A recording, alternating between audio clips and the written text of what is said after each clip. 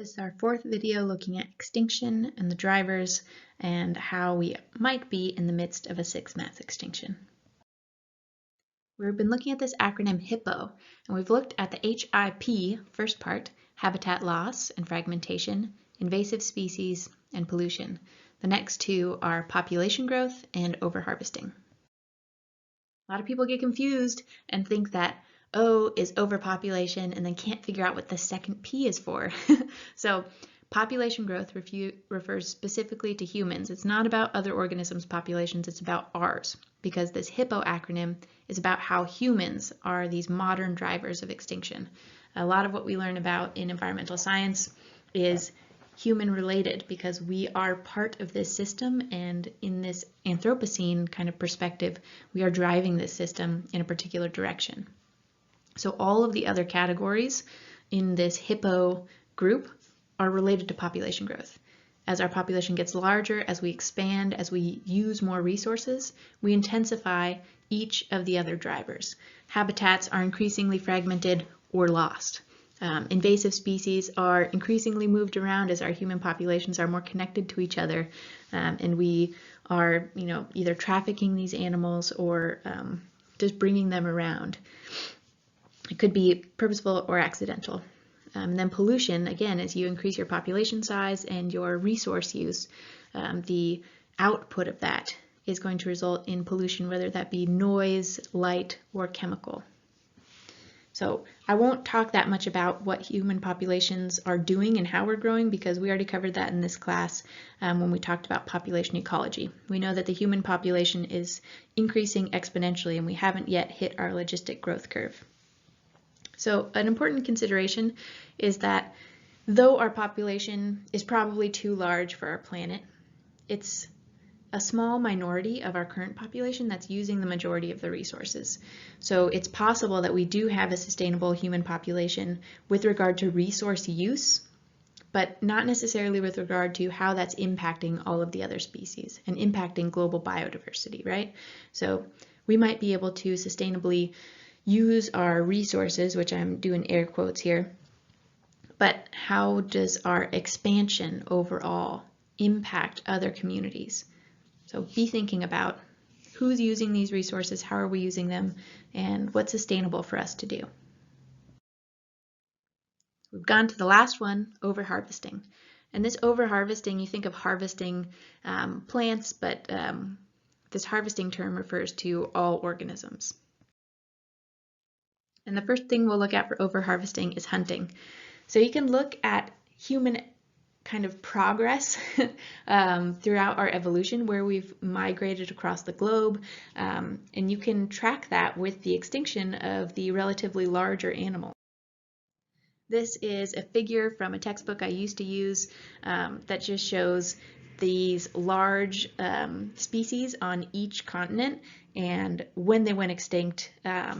And if there is a human hunter there, then we think that's the primary driver of extinction, and kind of the size of that human represents how significant hunting was in the extinction of that species. Like up here you can see there is a relatively small little hunter. This is the Irish elk, I think. If it is, they might have gone extinct because their antlers got too big and they fell over. These slides are from a few years ago when there was quite a lot happening with rhinos in the press, so I was relating those to information I was finding. So one rhino is poached every 8 hours. Rhino horns are more valuable than gold. They can sell for as much as $30,000 a pound. Gold is worth about $22,000 a pound. I have no idea what the current figure on that is. Rhino horns are believed to cure impotence, fever, hangovers, and even cancer, but they actually have no medicinal properties. Rhino horns are not true horns. They're an outgrowth of the skin, like human hair or fingernails. They have no more medicinal properties or medicinal effect than chewing on your own fingernails. And this is from the World Animal Foundation, which obviously is going to have a bias, but all of this information is, or was at the time, true.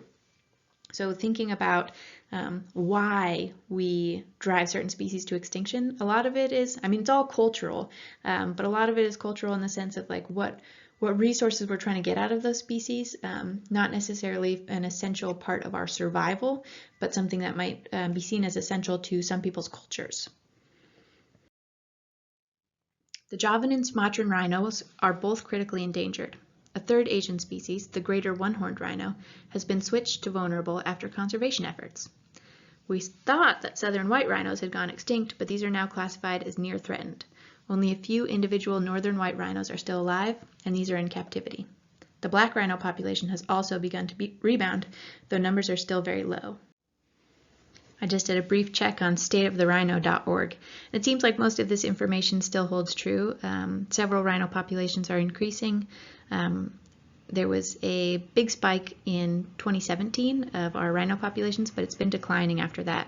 And for the southern white rhinos, the only two left are, the northern white rhino, the only two left are female, and so they are functionally extinct unless there's a male northern white rhino found out in the wild. Over 28,000 freshwater turtles are poached daily, used for medicine, food, or kept as pets. About 80% of Asia's freshwater turtle species are now in danger of extinction. So that brings us to the important point of the illegal pet trade. I have friends who are herpetologists who they'll go out and find things and want to, document that they have found this species, but they can't put its location on the internet because somebody might go take it and sell it as a pet. This poaching of wild animals for pet trade is globally incredibly common and is driving species to extinction because they're not well cared for as pets. And especially exotic animals who have maybe specific requirements that don't do well in a domestic environment. So many endangered animals are taken from the wild and sold illegally as exotic pets. In the 30 years between 1975 and 2005, 1.3 million African gray parrots were removed from the continent for the international pet trade, and the species is now threatened. Central and West African forests likely lost double that number due to unreported illegal trade and high mortality in capture and transport. Where these birds were once abundant, there's a growing silence. In Honduras, Guatemala, Mexico, and Belize, the scarlet macaw has been reduced to isolated populations of fewer than 1,000 individuals due to illegal trade of this beautiful endangered bird. And I'm going to stop reading the quote here, but you can think about decreasing population size, right? And what's going to happen to those populations genetically in that extinction vortex. All too often, these birds and other species suffer terribly in the process, with reports of animals smuggled in thermoses, nylon stockings, and toilet paper tubes. A Smithsonian reporter at an Ecuador market was once offered a parakeet along with advice for how to get it on an airplane. Give it vodka and put it in your pocket. It'll be quiet. So this trade of animals often results in incredibly poor treatment of the animals being traded. The most highly trafficked animal on the planet is humans, but next to that is the pangolin. And this is a creature that is threatened for extinction, and yet we can't stop its removal from its wild environments and its trade or use for supposed medicinal purposes. And so there was a little bit where they thought that's what COVID-19 came from, is this illegal pet trade market where pangolins were being trafficked, and there was a similar virus in the pangolins. I don't think they think that's where it came from anymore. I think now the consensus is bats. But just thinking about how our interaction with these organisms and our removal, not only removing their environment, but removing them from the environment as pets, not for any specific essential purpose. I remember hearing this story on the news when I was thinking about how to teach this segment of the class. So in August 2017, a home in New York had a basement swimming pool with endangered sharks. They found 7 live sandbar sharks, which are listed as vulnerable, 2 dead leopard sharks, and 1 dead hammerhead. It depends on the species of hammerhead, but possibly an endangered species. So why does somebody have 10 sharks in a swimming pool in their basement? Who knows, right? Are they selling those sharks to people who want exotic pets? Are they going to use them for soup? Regardless, they're not well cared for. They're dying in those containers and being removed from their natural environment where they might be, headed toward extinction anyway.